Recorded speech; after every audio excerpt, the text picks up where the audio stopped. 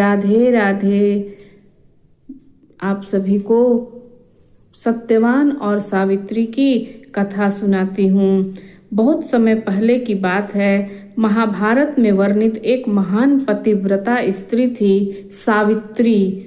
उनके पति का नाम था सत्यवान। यह कथा प्रेम, तप, बुद्धि और अटूट विश्वास की कहानी बताई जाती है। राजा अश्वपति के कोई संतान नहीं थी। उन्होंने वर्षों तक देवी की आराधना की। उनकी भक्ति से प्रसन्न होकर देवी ने उन्हें एक कन्या का वरदान दिया। उस कन्या का नाम उन्होंने सावित्री रखा। सावित्री बहुत ही सुंदर, बुद्धिमान और तेजस्विनी थी। जब सावित्री विवाह योग्य हुई तब स्वयं अपने पति के रूप में सत्यवान को चुना। सत्यवान वन में रहने वाले एक गरीब एवं धर्मात्मा ब्राह्मण थे। एक ऋषि ने चेतावनी दी थी कि सत्यवान की आयु बहुत ही कम है और विवाह के 1 वर्ष के पश्चात ही उनकी मृत्यु हो जाएगी।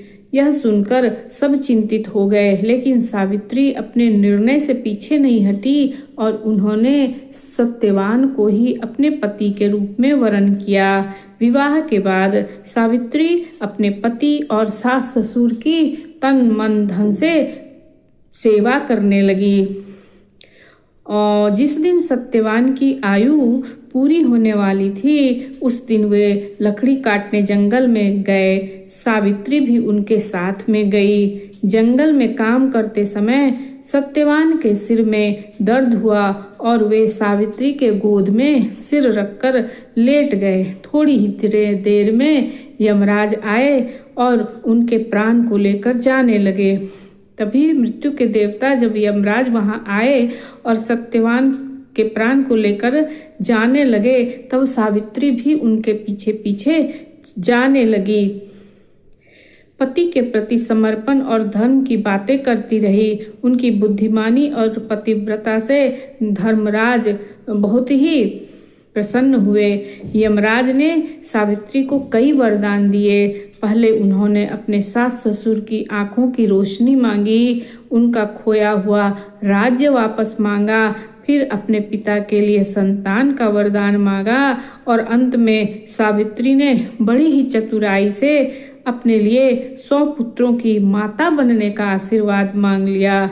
यमराज ने जैसे ही तथास्तु कहा, तब सावित्री ने बड़े ही विनम्रता से कहा कि हे देव, बिना पति के मैं माता कैसे बन सकती हूँ। यमराज अपनी बात में बंध गए थे और उन्होंने सत्यवान को पुनः जीवन दान दे दिया। सावित्री की बुद्धिमता से वे अत्यंत ही प्रसन्न हुए थे। इस प्रकार सावित्री ने अपने प्रेम, बुद्धि और दृढ़ निश्चय से अपने पति के प्राण वापस ले लिए।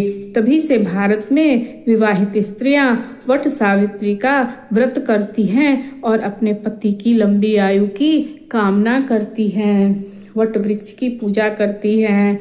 बोलिए सियावर रामचंद्र भगवान की जय। वट सावित्री के दिन वट पेड़ के नीचे इस कथा का श्रवण करना चाहिए और दूसरे को सुनाना भी चाहिए। राधे राधे।